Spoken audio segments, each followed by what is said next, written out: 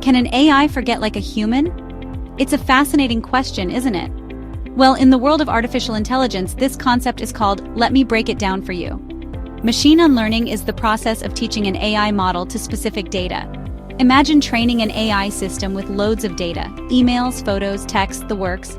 But what if a user says, "Hey, I don't want my data in there anymore"? That's where unlearning comes in. It's like hitting the delete button on your personal information within the AI's brain, not just hiding it, but completely removing its influence on the model. Sounds cool, right?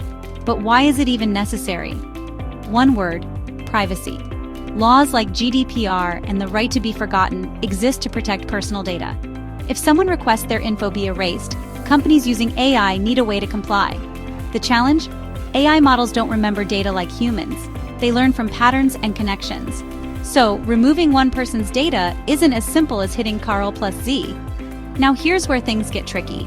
Some might think, why not throw away the entire model and start over? That's called. Sure, it works, but it's like baking a whole new cake just because someone doesn't like the sprinkles. Time-consuming, expensive, and unnecessary. Machine unlearning, on the other hand, is like carefully picking out those sprinkles, leaving the rest of the cake intact. It's efficient and elegant. Let's look at real-world examples. Say, a chatbot trained on thousands of conversations accidentally stored your personal info.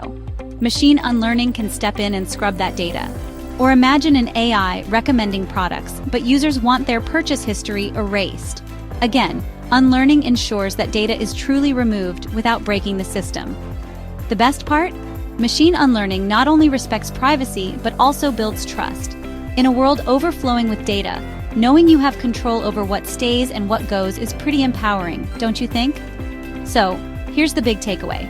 In the age of AI, forgetting is just as important as learning. Thanks for watching, and remember, even machines sometimes need to forget. See you in the next one.